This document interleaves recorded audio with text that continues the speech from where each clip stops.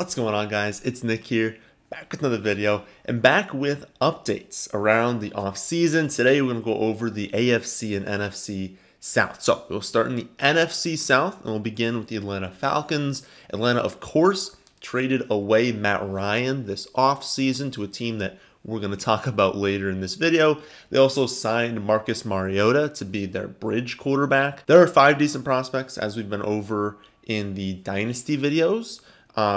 And the latest news seems to be that all of them could go in the first round. I don't think these guys are elite prospects, but I think that everyone kind of senses that after these first 5, there's kind of a cliff, and then you have to wait until next season to begin your rebuild. And so maybe a lot of teams that really need quarterback play are going to go out and they're going to take one in the first round. I do think that Atlanta will be aggressive and probably will take a quarterback early in the draft. I would imagine that their plan is not to start this quarterback right away. Marcus Mariota is fine. Like, there's nothing Mariota does where you're like, you cannot start him for, 6 to 8 weeks. And I think that's probably what's going to happen, right? They're going to start the season. Mariota's going to be the quarterback. They're going to be fine, but not great. And then they'll just want to make the transition into whoever they draft.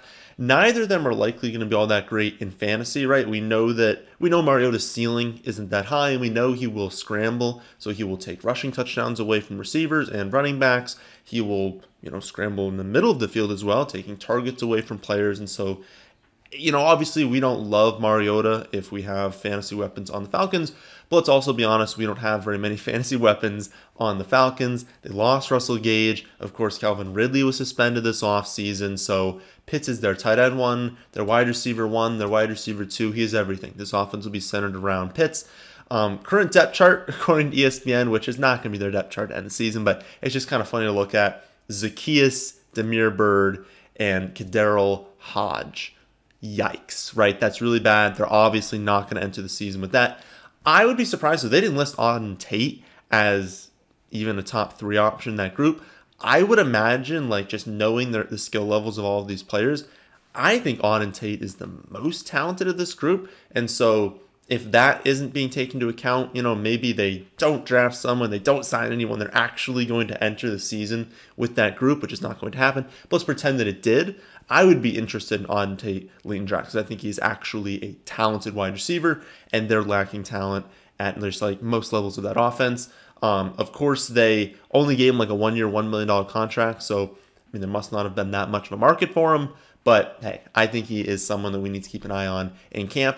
Other news is just the running backs. They re-signed Cordarrelle Patterson. They signed Damian Williams. And so they stopped featuring Patterson to close last season. But look at the offense. They just have to. How could they not throw the ball to Cordarrelle Patterson this season? Again, maybe they go out and they draft some wide receivers, but they need to draft a quarterback, right? They need help at other positions as well. They can't just spend every pick at wide receiver, right? So it's going to be Pitts, it's going to be Patterson, it's going to be the other running backs mixing in, it's going to be a gross rotation of wide receivers, and then maybe one that they draft as well. That's kind of how I'm looking at this team.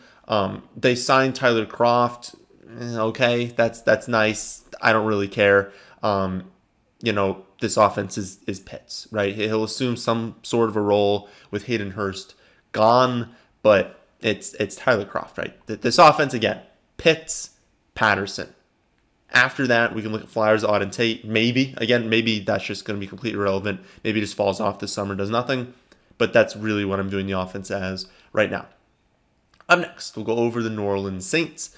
They, of course, lost the battle for Deshaun Watson, so I would imagine they stick with Jameis Winston. He was doing fine before the injury, and I think he does deserve a shot at the starting job. They did sign Andy Dalton, but the Saints are a smart organization, right? They know what Dalton's ceiling is. No one right now is bringing in Andy Dalton to be their quarterback for the next few seasons. That makes absolutely no sense. You know his ceiling, and you know his age, right? You know he's not a long-term option. At least with Winston, we probably do know his ceiling, but maybe it's a little bit more of an unknown than it is with Dalton. And of course, he could be a quarterback for a longer portion of time than Dalton. So, I don't think Winston is their long-term option. I think they're going to give him an opportunity this season. Again, we know he's not an elite quarterback, but I think they're going to give him the chance to be the guy this season with Dalton as the backup. I've gotten a lot of questions about Taysom Hill behind that. Again, we have heard him talk about, focusing on being a tight end this season. People being like, hey, what if we see injuries and like we have another situation like, what was that, 2 years ago? Maybe it was last year. I don't remember. I think it was 2 years ago though. When, he had like tight end eligibility, but he was playing quarterback, right? I don't think we're going to see that. If he's not even focusing on being a quarterback this offseason, like he wasn't a good NFL quarterback to begin with, so he's not even focusing on it. He's definitely not the long-term option. Like, you would need Winston to suffer an injury, then Dalton to suffer an injury, and for them to like not draft a quarterback. Like, you need all of these things to happen that it's so unlikely. If you really want to take a flyer on him as a tight end, just hoping that he gets super lucky with touchdowns, go for it. I think that's something you probably more do in like Underdog because you'll capture those random touchdowns maybe at the tight end position. But for redraft leagues, we just don't need to be looking at Taysom Hill. I'd also imagine that Michael Thomas makes his return. Definitely want to see reports out of camp about how he's looking, if there's like a rift between him and the organization right now. I have no idea where people as well are going to draft him, right? Like if we knew Winston's back healthy, they don't really have any other primary receivers, like Callaway and Traquan Smith aren't taking that many targets away from a healthy Michael Thomas. Like, he probably deserves to be taken pretty early. Are people going to feel burned? Are people going to be scared? Like, I don't know where he's going to end up going. He's not going to go in the first round. I doubt he's going to go in the second round. So I feel like maybe if he's healthy, he kind of comes in as a third round pick, and that kind of seems fair. But I want to see that play out in drafts. I want to see reports from camp before like placing an actual value on Michael Thomas. But we know the offense, right? Michael Thomas, Alvin Kamara, not really anyone else that we need to be focusing on because they don't have Drew Brees anymore, right? We know the limitations of this offense, and so it's going to be centered around those two. Not really interested in other people outside of like really deep formats. Next up, Carolina Panthers. The Sam Darnold experiment did not go as planned last season, so they will absolutely be looking to draft a quarterback early in the draft. Just like with the Falcons, that does not mean that this rookie that they draft is going to just like start week one. It means they can, for sure. If they play well over the offseason, they play really well in camp in the preseason, sure, they could start week one.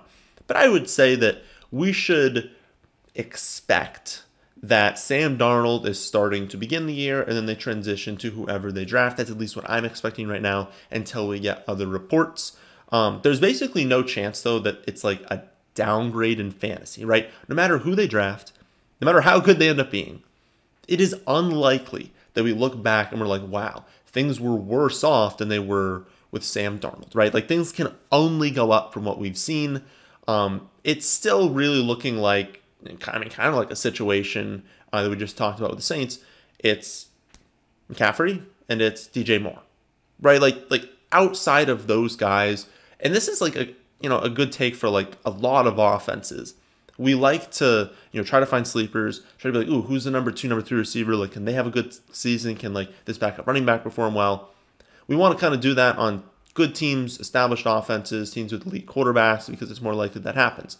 If we're looking at Sam Darnold and whoever they draft as a rookie, to expect good fantasy production from someone that is not named Christian McCaffrey and DJ Moore is asking a lot. Is asking a lot of that quarterback to support multiple players outside of maybe an injury, right? Of course, we could see backup play out there. And if we're looking, at that situation where like if McCaffrey got hurt again, they did lose Amir Abdullah, so that technically shores up the offense, but then they signed Donta Foreman, so we're kind of back to guessing there. He was actually pretty good down the stretch, became the first running back to fully recover from a torn Achilles. Like, of course, we saw Cam Akers last season, but he came back and averaged like 2 yards per carry. Like, Donta Foreman actually looked good coming back from the torn Achilles that he suffered a while ago because it takes a long time to recover from that injury. So while, McCaffrey's going to get all the work when he's healthy, if he went down, I think we're kind of seeing a split between Chuba Hubbard and Donta Foreman, with the potential that Foreman is the guy, because I didn't see anything from Chuba last season that made me think, oh, he's absolutely going to win that job over Foreman. If anything, I saw that Foreman will probably win that job over Chuba, but we'll kind of see that play out in camp. We'll read reports from beat reporters as far as that battle is going. But again, it's McCaffrey, it's DJ Moore, it's not much else. The final NFC South team is going to be the Tampa Bay Buccaneers, whose biggest news is basically just getting the band back together this offseason. Things were looking not so great when you see Brady retire, and then everyone else is like, okay. I mean, they weren't like publicly saying this, but like if Brady retires, Gronk's not coming back. We don't know if they're signing Fournette. We don't know if Godwin's coming back. Like probably would have, but we don't know these things. As soon as Brady, comes out of retirement, people want to return, right? So we see Godwin get a new contract. We see them re-sign Fournette. We see Ronald Jones leave to Kansas City. They were just done with him. Gronk is still uncertain. It seems like he's about 50-50 to return, and that's a true 50-50. I mean, Gronk can do so many things outside of football that he does not need to return. So we'll see on that front. I don't have a lean if Gronk is returning or not.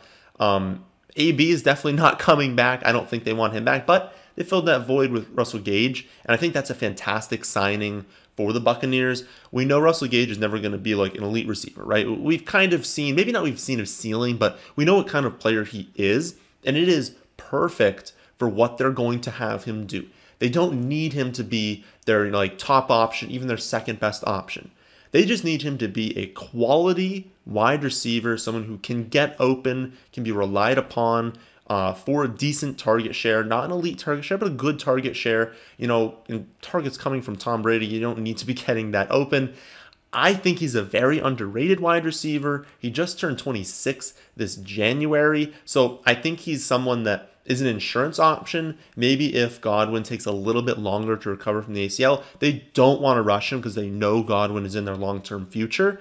And so let Godwin fully recover, be 100% confident in the knee, and then throw him out there, right? And so maybe to start the season, and again, maybe Godwin's just like fully good to go to start the season, but this is just an insurance policy. If he's not, maybe we see Russell Gage produce well to start the season, maybe taper off just like a little bit, but this is still an elite offense. This is still a great role in the offense, and someone could still get hurt, and he steps in as the number 2. It's a lot of fantasy upside. So I really think Russell Gage would be a quality pick late in drafts. We'll see where he gets hyped to, though. I've seen some people ask about Fournette because it's kind of tough to know exactly where to value him just because there's a lot of uncertainty around him. I want to save that take for after the draft into the offseason because I think it's possible that they end up drafting a running back. I personally think that would be a huge mistake, and I hope they do not do that. But obviously, if they do, my interest is going to drop in Fournette. But we're just going to see. If they don't end up drafting anyone, they don't end up signing anyone else of a decent skill level, I think he's going to be like a late first to an early second round pick. We know the targets will be there. We know the touchdowns will be there. And while he's not necessarily going to lead the league in rushing, it doesn't matter. If the targets are there and the touchdowns are there, you don't have to do all that much on the ground. And he still has plenty of upside on the ground.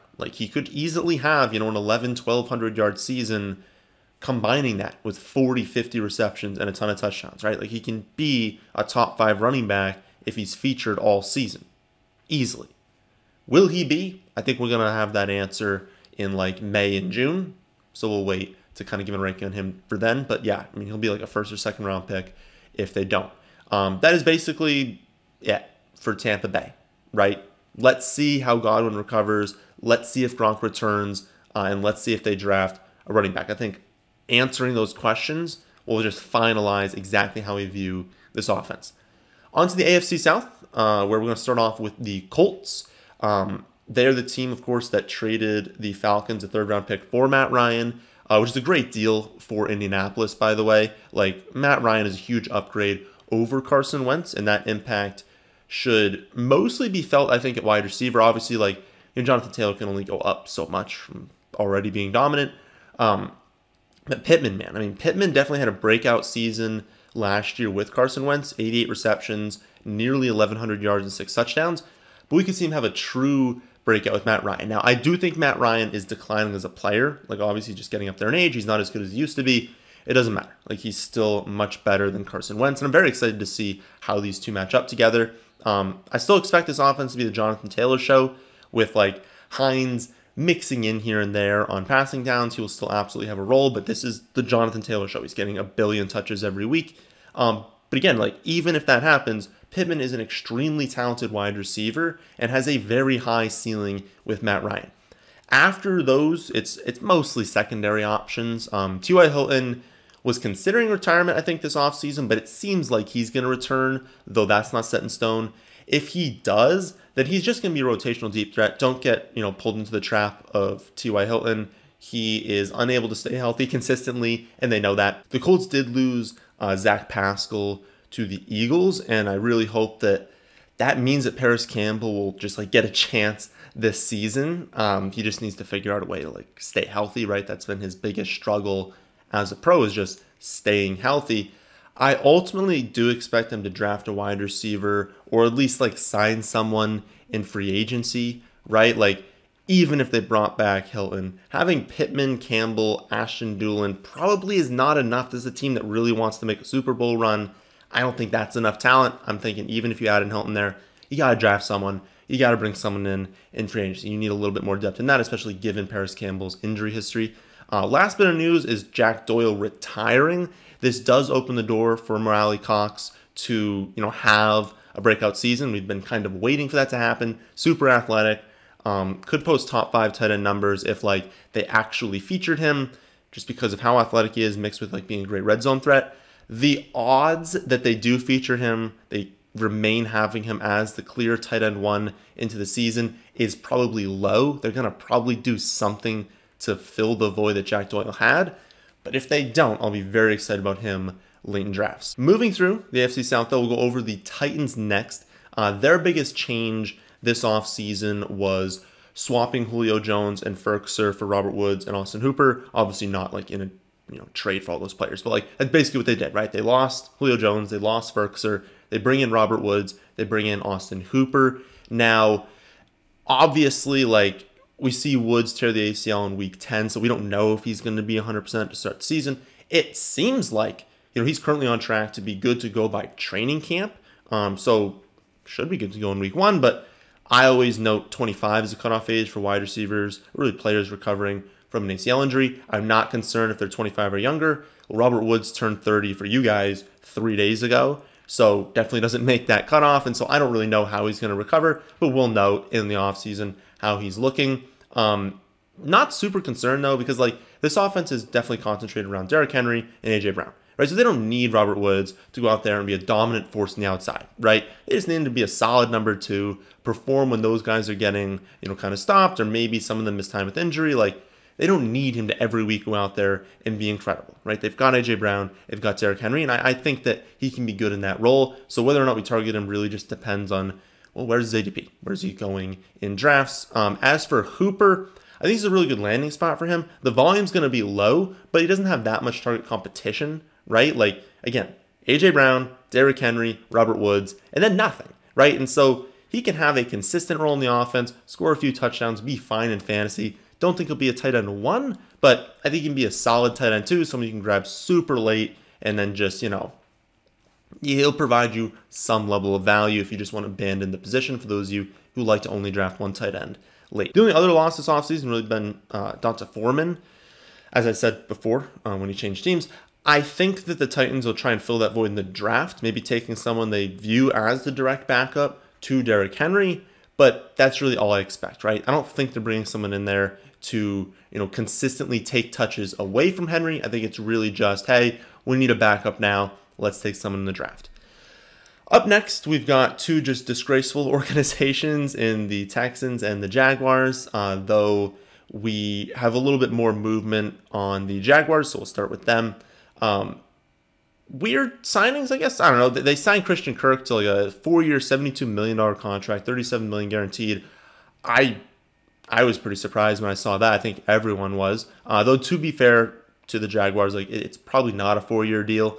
All that money is guaranteed for the first 2 seasons, and then there's massive cap hits and no guaranteed money in years 3 and 4. So we should probably just look at it as a contract that's hey, here's a 2-year contract. It can extend to 4 years if you perform well. We want to restructure after that. If not, if he's not working out, they'll probably end up just cutting him. But regardless, though, huge contract. clearly indicates that they want him to be their wide receiver 1. I don't think he's good enough to be wide receiver 1, but hey, they want him to be. They also signed Zay Jones. They lost DJ Chark. At least at the moment, they have Laviska Shenault, although I'm not really sure why they haven't traded him yet. I think they're going to at some point. They also bring in Evan Ingram. They've got Travis Etienne coming back from injury. So basically, they have a ton of players who need targets, and most of them aren't all that good. And this is on an offense that was the only in the NFL last season to score less than 15 points per game. So this is a bad offense. Like Trevor Lawrence needs to improve. If you've got James Robinson, Etienne, Kirk, Marvin Jones, Zay Jones, Evan Ingram, right now still Laviska Shenault, like all these guys need to see some sort of volume, and this was like the worst offense in the NFL last season. Lawrence needs to step it up, or else we're going to see a lot of busts in this offense. Etienne's the one I'm personally most interested in, simply because he has the least competition, right? James Robinson coming off a torn Achilles. That's going to be a difficult injury for him to just be 100% from. But, it's also the one that, has the least, risk, I guess. If Lawrence doesn't take a step forward, a lot of these pass catchers just don't have a chance of being super fantasy relevant. You only need a few dump-offs, right? It's not that hard to get Etienne the ball on screen passes, on just, dump-offs. It's easy to just get the ball into his hands quickly. And so I think he has the least risk if the offense is bad. But yeah, I think he's the one I'm most interested in. I think people overdraft pretty much everyone else. Final team we'll go over today is the Houston Texans. And I'll make this short and sweet because I don't think we're going to look at this offense much as fantasy. Obviously, they trade away Deshaun Watson, getting 1 million picks in return, though a lot of those picks are in future years, so we can't use them yet. Davis Mills actually looked decent at times last year, so I do expect them to enter the season with him as the starting quarterback, though I would not be shocked if they went in a different direction. I think he'll be the starter.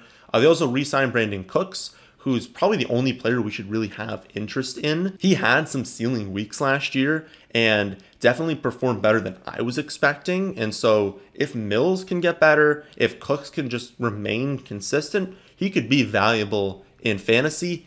After that, I'm not looking at Nico Collins, Chris Conley, Burkhead, Marlon Mack, Dare Ogunbowale, Royce Freeman. We're not drafting these guys. Maybe you want to take just a super late flyer on Brevin Jordan if they make no moves at tight ends and he's clearly the number 1. He had a decent season last year, not from a numbers standpoint, but he proved that he could be something someday. And so maybe he takes a step forward, but the overwhelmingly likely outcome here is that it's Brandon Cooks, and maybe if they draft a wide receiver, we'll like them. Other than that, you don't need to look at the Houston Texans.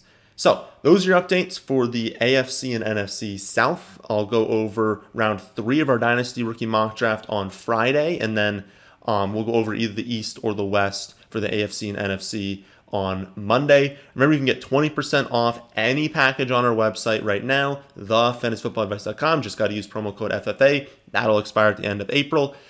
And also, there's Dynasty information up there. There's Underdog information up there. And soon, I'm working on it right now, there's going to be draft strategy articles for redraft as well. But my friends, it's the end of this one. Hope you all enjoy. If you did, how about hitting that like button? And how about subscribing to the channel if you're new here? Thanks for watching.